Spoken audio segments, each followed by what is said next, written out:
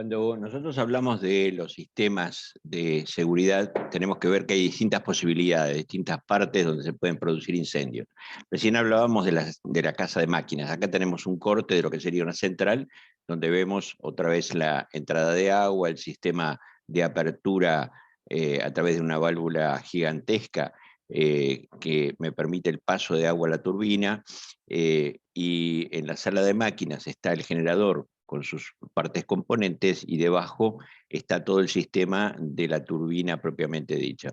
En general, lo que nosotros vamos a encontrar siempre en este tipo de instalaciones son, y esta es una buena imagen como para poder entenderlo, inclusive con la proporción del tamaño de las personas respecto de lo que puede ser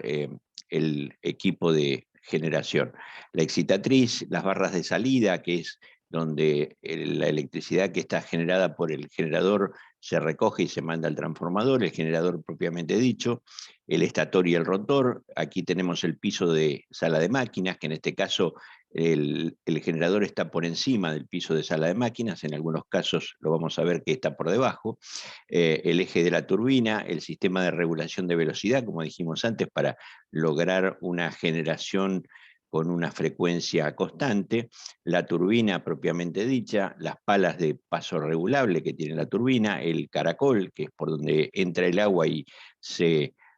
alimenta la turbina, el canal de entrada de agua y el ducto de salida de agua que va a parar aguas abajo. Con este esquema nosotros podemos ver que todo este sistema, aquí tenemos riesgos eléctricos, riesgos hidráulicos,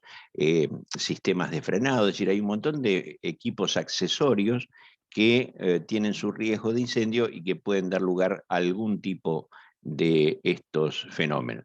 Los incendios de los generadores eléctricos suelen ser el resultado de una falla del generador. Sin embargo, no todas las fallas son seguidas de fuego. A veces no pasa absolutamente nada, se produce una falla eléctrica y no pasa nada. Los incendios de generadores en general son un evento de baja probabilidad, no es una cosa que ocurra todos los días, ni mucho menos, pero la consecuencia o la ausencia de una protección contra incendios fija dentro del generador puede generar la destrucción completa del generador, o lo que a veces es tan dañino como lo anterior, la deformación de los marcos del estator o el rotor por la exposición al calor. Reemplazar un generador eléctrico de este tipo, de unos 100 megavatios, como ejemplo, puede costar unos 20 millones de dólares y requerir un tiempo de inactividad de un año o más. ¿Por qué? Porque producido el evento, esto no está en estantería, hay que mandar a construirlo, hay que trasladarlo Dios sabe desde dónde, a veces se fabrican en Rusia o en Europa o en Estados Unidos o en Japón, hay que traerlo, hay que transportarlo hasta el sitio, hay que emplazarlo. Y el tema es bastante complicado. Lo que nosotros tenemos como riesgo dentro del generador son materiales combustibles. Normalmente todo lo que es el aislamiento del rotor, los aislamientos del bobinado, los sistemas de protección, el cableado y los elementos que quedan desde el punto de vista de la contaminación que se pueden prender fuego, como polvo, partículas de aceite, elementos que se puedan acumular dentro del generador y que, llegada la condición de eh, temperatura, aire y una fuente de calor, se pueden prender fuego. Estos elementos, además, en muchos casos ayudan o pueden aumentar rápidamente la propagación del incendio. Hay antecedentes y afortunadamente tenemos algunas fotos de lo que son un incendio de estos tipos de generadores, que son muy complicados desde el punto de vista del control del incendio, porque además todo se llena de humo rápidamente, especialmente cuando son centrales que están en cuevas o en lugares que no tienen una ventilación como una central que está al aire libre. Entonces se producen muchas dificultades desde el punto de vista de la intervención en el fuego, desde el punto de vista de la extinción. Como para que tengamos una idea, cuando nosotros hablamos de un generador, podemos hacer aquí una comparación de lo que es, aquí vemos el estator, y podemos compararlo con la figura humana como para que tengamos idea del tamaño que tienen estas máquinas. Lo mismo pasa con la turbina propiamente dicha, es decir, esto ustedes piensen que está muchísimos metros por debajo del generador y que tiene todo un sistema de comando hidráulico que se lo utiliza para regular la velocidad, para modificar las palas de la turbina, y para operarlo, y para frenarlo, y para mantener o evitar las vibraciones, para mantener las películas de aceite para que no se produzca desgaste. Es decir, tiene un sistema muy delicado de funcionamiento, y son grandes masas rotantes. Por lo tanto, producido un fuego, el tema es complicado. En general, la mayoría de las protecciones o de los sistemas que se piden o que se recomiendan desde el punto de vista de la prevención y de la extinción están contempladas en la norma de la NFPA 850 y 851. Estos son las principales, además entra, por ejemplo, la 70 y alguna otra norma más, que son las que contemplan y tienen en cuenta todos los riesgos que nosotros podemos tener y todas las medidas de precaución y de extinción y de prevención que deberíamos tener en este caso la 851,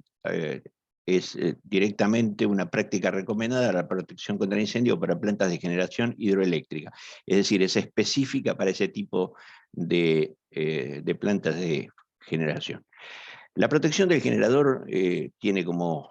elemento principal o primario los sistemas de detección de incendio. Aquí se suelen usar dos sistemas, que pueden ser detección de humos o detección de temperatura. La detección de humos permite, a través de algún tipo de detector iónico o fotoeléctrico, la detección temprana de cualquier naturaleza de humos que se pueda producir por el recalentamiento de las aislaciones, de todos los sistemas de pinturas, los barnices, los sistemas de aislación o los papeles aislantes que se puedan usar en el generador propiamente dicho. También se usan sistemas termovelocimétricos como detección de un aumento brusco de temperatura. Recordemos que los termovelocimétricos tienen dos funciones. Una es temperatura fija, cuando llegan, por ejemplo, a más de 68 grados, o cuando se produce un aumento brusco de temperatura de más de 8 grados en un minuto. Estos dos sistemas son los que normalmente se usan porque son robustos, son estáticos, no tienen demasiado problema desde el punto de vista de la ubicación de la máquina.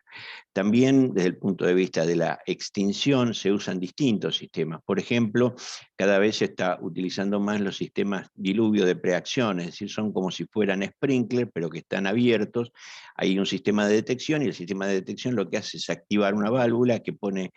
se abre, pone en marcha las bombas y inyecta agua a alta presión dentro del generador. Uno dice, bueno, pero no es lo mejor para apagar un incendio eléctrico. En este caso sí, porque está todo cerrado, no hay nadie, es un sistema automático, es un sistema fijo, es un sistema que se produce un rápido descenso de temperatura, y el único problema que me va a generar después de terminado el incendio o sofocado el incendio es secar el ambiente, secar el rotor, que se logra a través de sistemas de ventilación de aire caliente y no es demasiado complicado. Eh,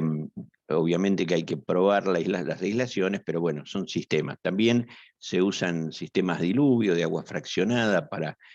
que se colocan en la parte interna del generador y que actúan por enfriamiento rápido a través de agua atomizada. Recordemos que los sistemas de agua fraccionada, la ventaja que tienen es de atomizar el agua y además lograr que esa agua tenga un efecto helicoidal para que no haya continuidad, y entonces raramente van a transmitir corriente eléctrica hacia el exterior.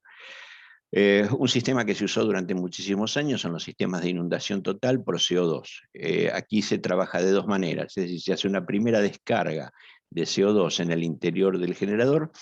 para sofocar el fuego. Pero como la máquina está rotando y no se la puede detener inmediatamente porque es una masa rotante de muchísimo peso, esa detención de la turbina va a tardar un tiempo, 20 minutos, media hora aproximadamente, sería un tiempo razonable, y entonces para mantener la concentración de CO2 en el lugar, lo que se hace es producir lo que se llama una descarga mantenida, es decir, se dispara parte de la instalación y luego hay otra parte de la instalación del sistema de CO2 que va descargando de a poco y mantiene la concentración para que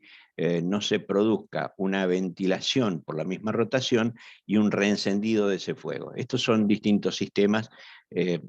que cumplen la misma función, pero en cada caso se adapta o se adopta en realidad lo que la empresa quiera poner. En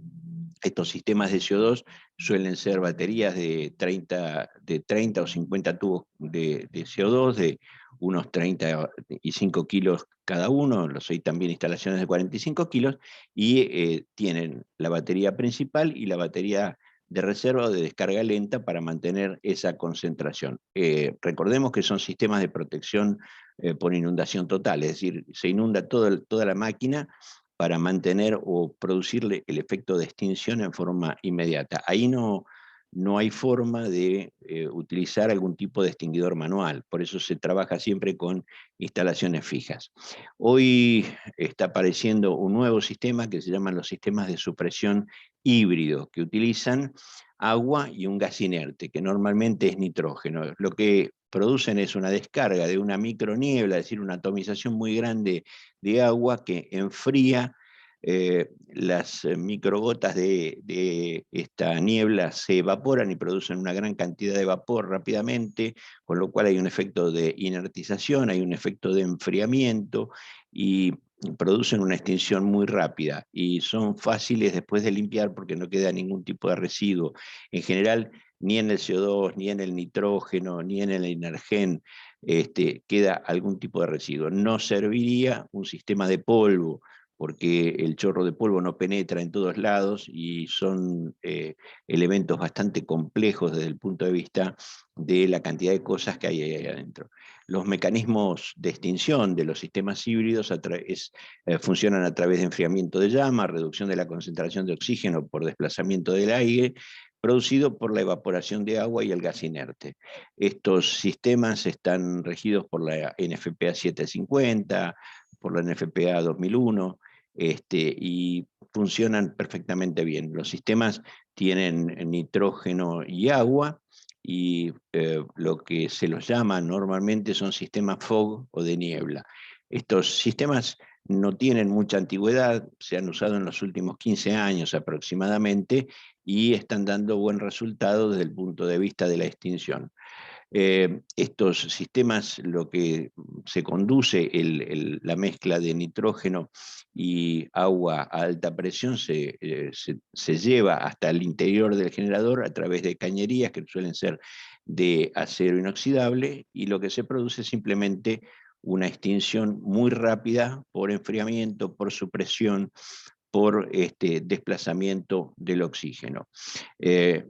Dentro de lo que es ese esquema que vimos antes de la sala de máquinas, nosotros vimos recién todo lo que serían las protecciones contra incendio del generador propiamente dicho. Ahora vamos a ir para abajo a lo que sería el rotor del generador, que está conectado con la turbina. Es decir, esto está por debajo del generador, suele ser una sala bastante amplia, con sus riesgos también. Aquí vemos, por ejemplo, el eje de la turbina, puede tener más de 1 metro de diámetro, suele girar a una velocidad relativamente baja, estamos hablando de unos 75 revoluciones por minuto, el ruido es altísimo en este lugar, y aquí debajo de todo este sistema están los sistemas de regulación. Aquí suelen estar los sistemas de frenado, los sistemas hidráulicos que modifican la posición de las palas de la turbina, los sistemas hidráulicos que modifican el paso de agua a través de unas aperturas y cierres, y si ahí nosotros tuviéramos algún tipo de pérdida de fluido hidráulico o de algún aceite de lubricación o de algún elemento que pudiera estar con, por ejemplo, la pinchadura de una manguera hidráulica, nos puede dar lugar a un incendio en un lugar que no es de fácil acceso, que no está a la vista, que es, es un lugar confinado, o sea, tiene sus problemas desde el punto de vista de la extinción, y normalmente en estos lugares no hay instalación fija, o sea que hay que llegar hasta el lugar para poder apagar el incendio. Por lo menos de los que yo conozco, no hay instalación fija. Esto es una suerte de cámara que tiene una escalera de acceso, y luego hay que posicionarse identificar el fuego y tratar de apagarlo. Aquí tenemos la sala del eje de turbina, donde podemos ver los brazos de los sistemas de frenado, los sistemas de regulación de la turbina propiamente dicha, y aquí adentro también están los sistemas hidráulicos de bombeo para inyectar aceite en los sistemas de lubricación, en los cojinetes. Es decir, es una sala que tiene muchísimo equipo hidráulico, y en algún momento se han producido algún incendio por el tema de recalentamiento de los sistemas de frenado, que son del tipo Ferodo, como si fuera un freno de disco, que se calienta y se puede llegar a calentar y producir algún tipo de fuego.